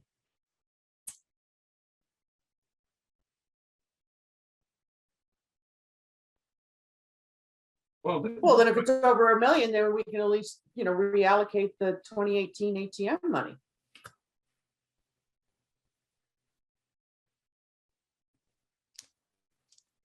I think the challenge with that is, to Mark's point, the timing, because if you have to go through the design phase on the Shirley Street Bridge and get that approved through Mass DOT, you're looking at significant delay. So I don't know. I personally don't have a lot of confidence we could pull the trigger to get Shirley Street underway for the 2023 construction season, which then has the domino effect of pushing off the West Main Street Bridge even further. Dennis, did you have a? Yeah, if Shirley Street Bridge is gonna cost 1.2, 1.3, 1.4, what, you know, Mark seemed to think it was, you know, substantially less than West Main. Some large portion of that would come from being able to detour from the West Main and do West Main all at once. The other thing with West Main all at once is traffic disruption. It would only be for 7 or 8 months, perhaps. If it goes through for 2 years of traffic one way, you know, it tends to kind of be a more significant pain in the tuchus to you know, to the people who travel that road. So you know, I understand the complexities and that there are some difficult choices to be made, but that's just some thoughts. So I like Robert's idea of getting all of our numbers together, putting some schedules together. We do have some options for if we were going to do the Shirley Street Bridge, getting the engineering going on that. We can use Chapter 90 monies for that. So we have some options for at least getting some of the engineering going and getting a better idea of what the schedule and what the costs are going to be for Shirley Street. And then we can have some different options on how do we go, when do we appropriate money, and how much money do we need to appropriate, and when can we get construction done most efficiently. Yeah, I think actually I think it's a good idea. If you and Robert, the DPW, could get together and kind of come up with a plan and then come back to us with that. That includes like timeframes and everything for both bridges. Does that sound? Right, and you know, we may keep our fingers crossed, and you know, Joe Biden might send us a check for $2 million, and we're all set. Fingers crossed. Do they take taxes out of that? Any other questions for Don't tell Mark? me I'm getting 2 million and then you give me 1.5. Any other questions, Janice or Scott? No other questions. I think that the idea that going forward is a good one. It's just frustrating that this thing has gone on for so long. So. All right. All right. Thank you so much, Mark. You're welcome. And Dan, was that the last item for you? Right? That's the last item. Thank you. All right, great. Thank you. Right. Our next agenda item is the town manager's report. Mr. Pombriand. Mr. Chairman, members of the select board, good evening. I hope that you're all well. In the packet, you have the town warrants that were reviewed and approved since the board last met. In terms of the administrative update, in the interest of time, just want to focus on 2 points briefly, and then any questions that the board may have. In terms of the Woodlawn Cemetery, on the good news front, the Registry of Deeds has reopened in Cambridge, and the title examiner is going there this week to hopefully complete the title work that's needed to conclude the transfer. So fingers are crossed that that will move quickly, and then I hope to have an update for the board, including the actual transfer documents shortly. Also related to that, the town, as you know, you approved it, the board approved the license agreement, as did the offices of the Woodlawn Cemetery. So as of April 4th, the town will assume the operations and maintenance of the Woodlawn Cemetery. The superintendent, the DPW director, excuse me, will be putting forth a plan shortly that includes, public notification of that change and so forth. So we are in good shape for April 4th, and I think we're going to be in good shape to complete the transfer despite that delay due to COVID and the title issue.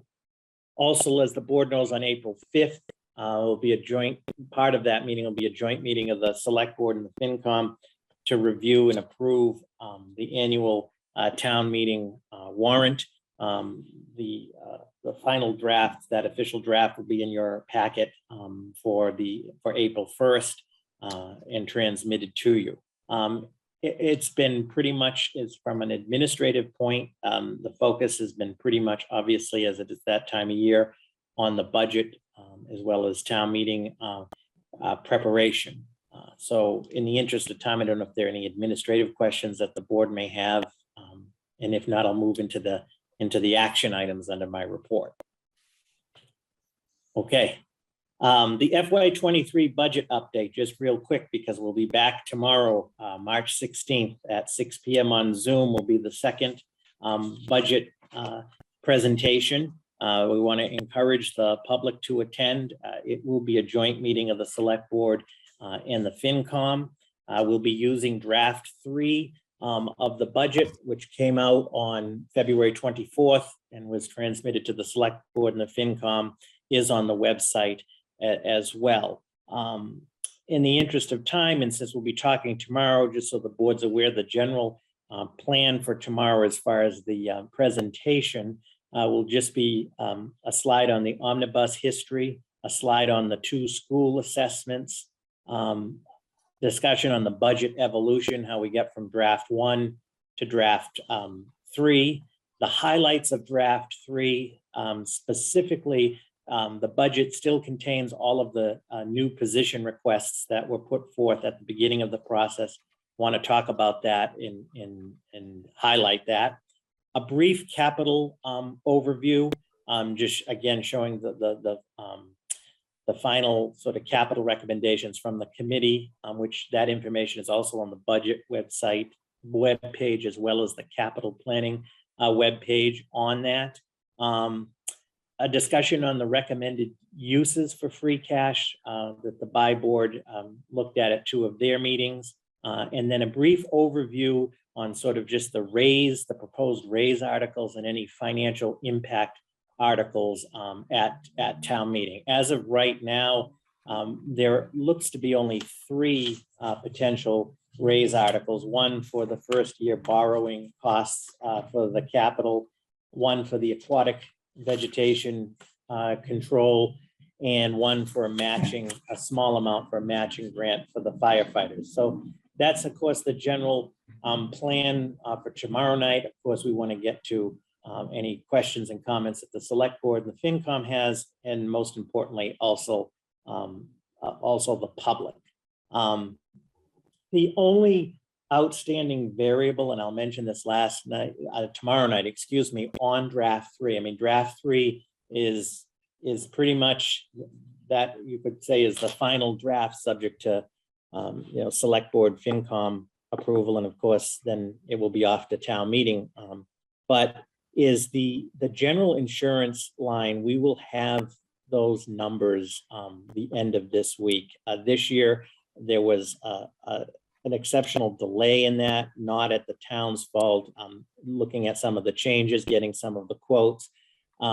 So that's the only variable which I will highlight tomorrow. It would be a very minor change. In fact, I believe the 10% placeholders hopefully are on the high end, so that should be coming down. But that's the only in draft 3. That's the only outstanding issue which will be concluded this week. Draft 3 contains all of the contract impacts, the cost of living, all of that information. So I ask you to take a look at that in preparation for tomorrow night, and we welcome any of your questions. Are there any questions on the budget update? I know we're going to be doing a lot of it tomorrow, but any immediate questions from the select board on that? No Okay. questions, thank you. Yep.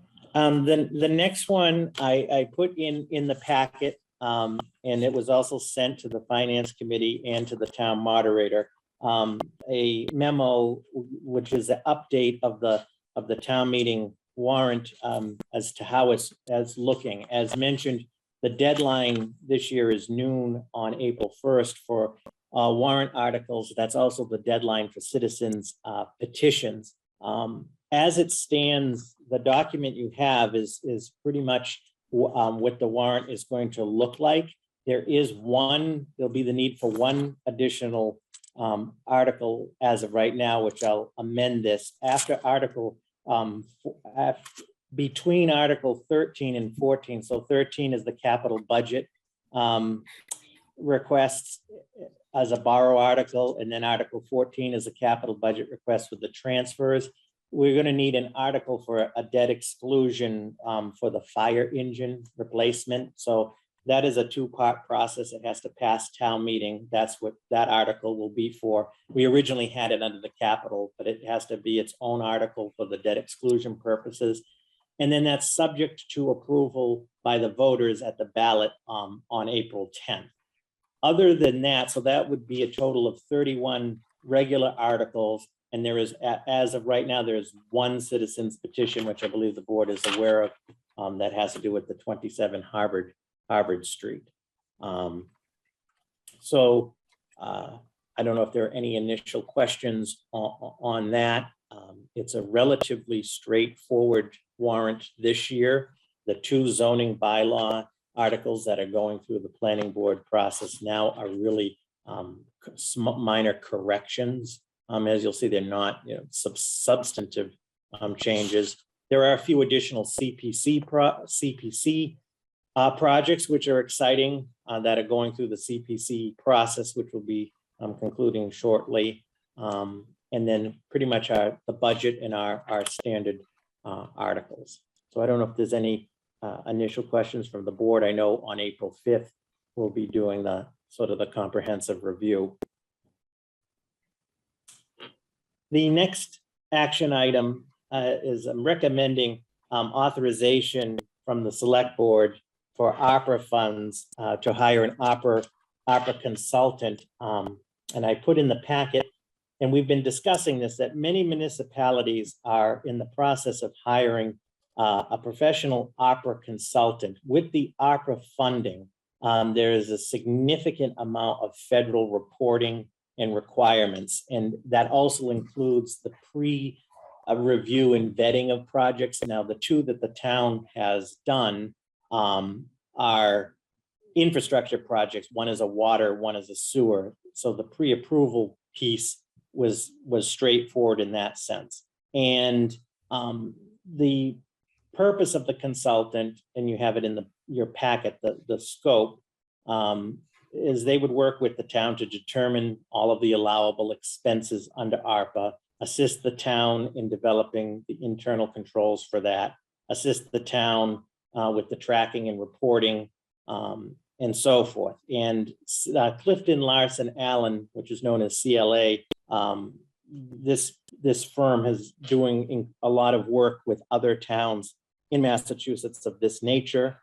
I brought this proposal to the executive buy board on February 8th, and I did put in the packet the minutes with that discussion, and the buy board voted to recommend this. So for tonight, what I'm respectfully requesting is that the board vote to authorize the ARPA consultant with CLA and to authorize up to $15,000 from the ARPA funds for the consultant. So we can use ARPA funds for the consultant. It would be up to $15,000. The consultant believes that on our scope, that will be sufficient and maybe even come in slightly below that. But I believe that it's in the best interest of the town to make sure that we are completely compliant and everything is in good shape on the ARPA end. So I don't know if there are any questions from the board, but again, be looking for your authorization for up to $15,000 and for the CLA contract. Robert, did you happen to have like several different candidates for this, or? We looked at some other firms as well. This was the sort of the lead. When I say we, myself, Ms. Cabri, This was, CLA is sort of the top notch for this. In terms of price, they're all about the same in terms of the cost impact. This firm seemed to have a lot of experience with specific towns of our size and our finances. And the principal rep actually is relatively local as well, that we would be working with, meaning she lives in Groton. They're all working from home now. So yes. Okay, great. Thank you. Scott or Janice, did you have any questions? No, I think this is a good idea. Yeah, no question. So as part of the by-board discussion around this, we think it's just an added resource to get us through the process with ARPA. Perfect. All right. And just before we vote on it, Pauline, I did notice you had your hand up and I missed it. Did you have a comment or question on this before? Not on ARPA's, Sean, but thank you for recognizing. I just had a really quick question about the warrant draft. Sure. There's nothing including revolving funds. And I don't know if the memo didn't include them, but the warrant will be every spring town meeting, annual town meeting. We generally reapprove revolving funds, and I didn't see any on that list. Mr. Chairman, to Ms. Conley's question, with the passage of the Massachusetts Modernization Act, the town meeting only has to act on revolving funds if there's a change in the limit or if there's a new fund. So all of the funds are there. There's no proposed new fund and there's no change to those limits. So that was the change a few years ago under the state law. Yes, Pauline. Thank you so much for that explanation. I don't know how I missed it last year, but I thought at annual town meeting in 2021, we did reapprove revolving funds, but perhaps not. Thank you. No, I think you're correct, Pauline, Yeah. but I think I think one of the ones for the revolving funds had to do with fire and they made a slight change. So that made it all come out. Correct. So since this, so as long as there's nothing. So, but you are correct. I believe we did have one last year. Well, that's fine. And you know, there are only a handful of people in town that question revolving funds. I'm not one of them, but perhaps at the budget hearing or even at town meeting, the moderator, but budget hearing, Robert, at town meeting, maybe the moderator could explain why there are none. So that avoids any further questions. Sure. Yeah. Great. Thank you. Thank you, Pauline. Sorry about going out of order there. So back to the ARPA consulting. If there's no further questions or comments, I'll entertain a motion. I make a motion that the select board authorize a ARPA consultant for up to $15,000. I'll second. Okay, Board Member Livingston, how do you vote? Aye. Board Member Hood? Aye. The chair votes aye, and the consultant is approved. Thank you. Lastly, Mr. Chair, the proposed plan regarding the public meetings moving forward, and the board had discussed this at your last meeting, and which was a good discussion. And then the purposes of tonight was to have more specifics. So obviously, the good news is hopefully the COVID trends continue. They're very favorable in accordance with the CDC guidelines. Masks are now optional, and we're prepared to get back to the in-person meetings. So in the packet, I think the first key point for everybody to remember is that at this time, the legislature did extend the emergency provisions of the open meeting law for remote participation till July 15th. So we can continue to do remote participation at this time until July 15th. Now, I know that the board's goal and the town's goal, and we heard you loud and clear and agree, was as of April 1st to get back to the in-person meetings. So effective April 1st, public bodies can go back to in-person meetings. They may choose, and I've heard from a few committees, may decide to continue at this time to do the remote participation. which would be, again, under the Zoom format. They have to follow all of those protocols, but they can only do that at this time till July 15th. We're in meeting with Cindy and talking with Carly. What we're proposing is to just briefly survey all of the boards and committees and commissions to see what their preference would be. Do you want to come? A lot of folks want to go back to the in-person. There's a few that they want to continue with the remote. I think as of April 1st, I think it would be helpful not only for the town in terms of managing and organizing this, but also for the public if boards or committees could pick one or the other starting April 1st. In other words, I think we get into a real slippery slope if, I'm just saying hypothetically, the select board is meeting remote this week and in person at this meeting and so forth, to the extent we can get consistency. So we, have a plan. I believe that the select board for your April 5th meeting, you're looking to go back into person.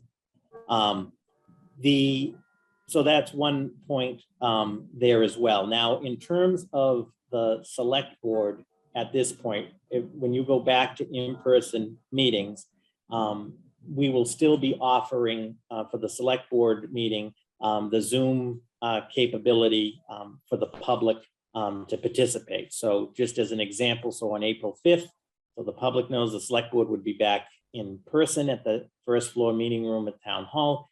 Members of the public can come and attend that meeting. Masks are optional. If folks choose to wear masks, we're patient and understanding of that, but we can't require that.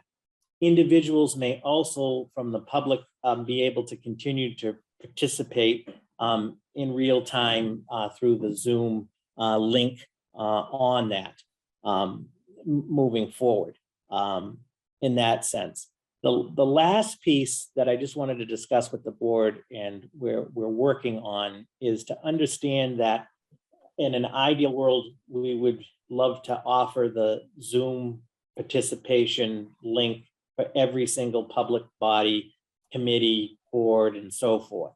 There is a cost to that, but more importantly, it's not the cost as much as the management and the capacity to provide that. I mean, Cindy, over the last 2 years, has done a fabulous job. We're still looking at that, and we're thinking, the Zoom option for the public for, select board, planning board, conservation, to see how many we can effectively cover during this time. But I think for certainly the select board will continue to offer the Zoom capability. Anybody that's participating, any board or committee that's going to meet remotely from now till July 15th, obviously the Zoom capability will be there. All meetings are going to continue to be recorded by APAC, select board meetings, planning board, conservation. A lot of those will continue to be live. If you'll recall, before the pandemic, most were live based on availability of APAC, but there were some cases where a live broadcast wasn't available, but it was recorded. Dennis? Hold on a second. I lost my thought here. Okay. So I have a question. So the last time we met in person, we had, which was a year ago, we had people in the room and they were sitting in the room, they were sitting in the back and they could not hear us at the table because we do not have mics that go hook to a speaker so that the people in the room, not the TV, the room can hear us, which I think, don't get me wrong, don't misunderstand me, being heard on the TV, very important. But I think being heard in the room is even more important. So has that been fixed? Because that's been an ongoing problem for you. Yes, I through the chair and to Selectman Livingston, I'm glad you brought that question up. And I see Cindy's here, that I know that Cindy and APAC have been working on this and came up with a solution. Cindy, do you want to touch upon that? You're muted. Okay, hi everybody. So to address Janice's issue with you can't hear the people in the room, I believe APAC has put some microphones in the room, that addresses that problem. That's a little bit different than the hybrid audio issue that we had last time, where they couldn't hear you and you couldn't really hear them, and everybody had masks on. So I've been looking at that part of it, but I believe that APAC, and Scott, if you're there, you can chime in on this. Yeah, I'm here, Cindy. Okay. Yeah. So I we really looked at that. So we've looked into a portable speaker and mic system. I'm talking to our vendor. We should have something hopefully in place by the April 5th meeting. Perfect. Great. Okay, because I know we mentioned the masks and everything, but again, it was a problem even before we went into, the mask years. Yeah, what that comes you know- down to is just feedback. So it's just trying to find an area to put the speaker so it doesn't interfere with the sound. Well, I agree with that it should be, the TV is very important, but you had people in the room that could never hear. And they would, be part of the process. So that's why I wanted, TV's great, and we can all enunciate a little better, but if somebody's sitting in the back of the room, they should be able to hear us. So my other question is that I understand that at some point the Zoom aspect will stop. I think that the public has kind of likes being able to Zoom in to some extent. It certainly makes it a little more convenient for them. So maybe we should consider like having, a phone line or something and having it on every agenda saying, if you have a question, call in, realizing that, it could be busy or at least have one or two phone lines available. We can press a button. These are ideas for conversation. So, okay, thank you. Mr. Curran? Oh, you're muted.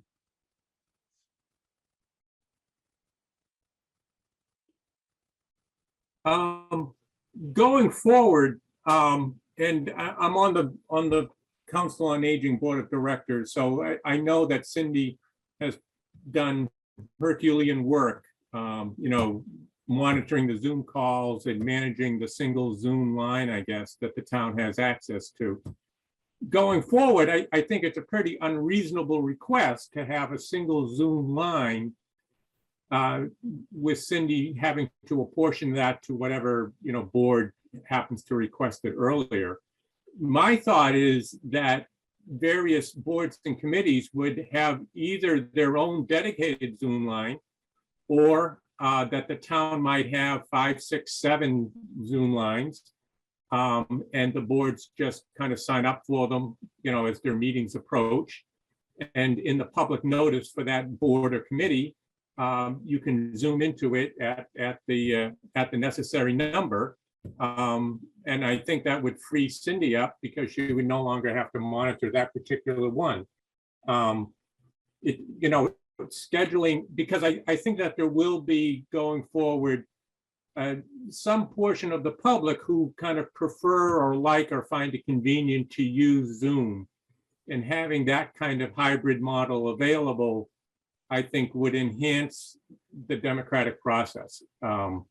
Given, low attendance, poor attendance, anything we can do to make it easier for people to, come into meetings and hear public discussion and render some opinion is going to be valuable. So anything, either each board or committee gets its own Zoom line, or there are, and I don't know what the number is, let's say 6 Zoom lines that are signed out for each board and committee as their meetings approach, I think would be the way to go. I agree. Thank you. Yeah, and the town does have 5 or 6 different paid Zoom accounts. What we do is we use one of them for the public meetings, which allows either Carly to go in and start the meeting, or myself, or APAC, as our backup. So we schedule all those meetings with, our one generic account, which works out well. Problem with hybrid meetings is you need more equipment than what you do for just a standard Zoom meeting. what we're looking at is for the select board room. I've been looking at, if you all remember the last time we did hybrid meetings, the equipment was mediocre at best. Nobody could hear. The video quality stunk from the one Mondo pad, filming the whole room. So took a look at all the equipment in there, and that older Mondo pad on wheels is about 9 years old now. Camera's 9 years old on it, speakers are 9 years old on it. It's really at its end of life. It's lived a good life for us. And what I'm looking at is, I was lucky enough to be able to borrow a device that I was considering and tried it out. Scott and I tried it out last week. Chuck and I looked at it again today, and it's a Logitech HD video device. And what that has is a nice speaker. There's a device on the table with a really nice speaker, camera in the back of the room. And on the device, you can move the camera around, you can mute, you can turn the volume up and down. It worked really well in a room that size. So there's two ways we could use something like that. We could take the older, we could replace the Mondo pad with a tiny PC and a large monitor, put that on the stand, and pretty much do it the way we did before with better equipment. Or we could just use the Mondo pad on the wall, attach this device to it, get really good audio and video out of it, and that's about half the cost. So you'd run Zoom on the big Mondo pad along with this device, which handles all the AV part of the hybrid meetings. And unfortunately, we don't have a funding source for anything like this. But I think we could probably do it for under $2,000. Chair. Under 2,000, is that what you said? Yep. Yeah. So, Mr. Chair and Cindy, thank you. I do have a funding source. Cindy, we didn't get to connect on that piece. So I think the takeaway for tonight is that we're going to be sending email to all boards and committees to ask them, what is their preference? Is it in person or is it remote? So let's get that information. We know, for example, the select board is going to go back to in person. And in your case, the select board doesn't have to definitely worry because it's going to be filmed live. You're going to have the Zoom capability for the public and so forth. So that's the first step. Folks that continue to do remote, they'll be just like we've been doing all during the pandemic. They can do that till July 15th, and maybe the legislature will extend that further. But for right now, the information we have is July 15th. For folks that go into in-person, so the public knows, the public must be able to attend those meetings in person, and we will begin to further develop the remote Zoom participation. But I just want to manage the expectations, which was the point for tonight. We sort of phased into this, and we're going to phase sort of back into it in the sense that if the expectation was on April 1st that every single in-person meeting is going to have the real-time Zoom, that's just not, we're just not there yet. We understand that's where we want to be, and I think we can make progress on that front. So I don't want to belabor the point anymore. If there's any questions from the select board, I think we have the beginnings of a good plan. And then lastly, and Cindy and I talk about this quite a bit, we also need to be prepared, and I hope I'm absolutely wrong, that we also have to be prepared that if we had to go back to remote, but we're confident we're moving in the right direction. Everybody keep your masks handy. Yeah. So unless there's any other questions from the select board, I appreciate the time tonight. That concludes my report for this evening, and I look forward to seeing you tomorrow night at 6. Thank you. Yeah, I do. Jim, you're on mute. Yeah, I got it on now.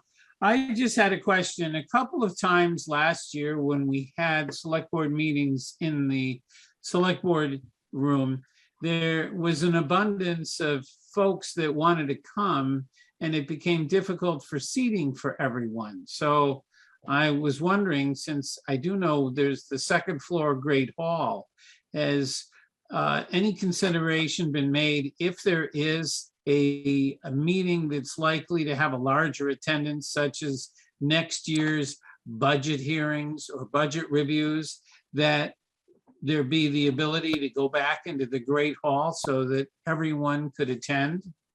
So I just wanted to ask that question. Janice? So, and the short answer is yes, we would definitely use the Great Hall, but the problem with the Great Hall is the acoustics. Now, I think at one point, could have been 2 years ago, I don't know, I sent an example of like, there's like drapes or something that you hang on the ceiling of the Great Hall for acoustics. I don't know where it went after that, but that's a big problem, is also because of when we did town meeting in there for a while when the high school was being built. We had speakers from APAC that were for the TV that were causing havoc for the people in the room. And then of course, the reason why we couldn't have people in the room last year was because we still had restrictions. We don't have the restrictions this year for the rooms.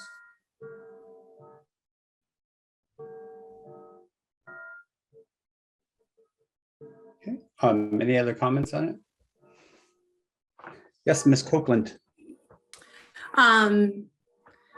Personally, I do not prefer having town meeting in the Great Hall. I would prefer that it stays in the auditorium. I don't think we were talking about town meeting. I'm not talking about town meeting. I'm talking about select board. No, I was just using that as an example, Susan. I think I confused Okay, you. sorry. I didn't know. I'm sorry. There, but I would also the acoustics and so forth in the Great Hall, just for a lot of things, even for elections, it can be a little dicey, but we can get through it. But I think where there's the platform for discussions, so much gets lost. I know we've had to do other meetings in there.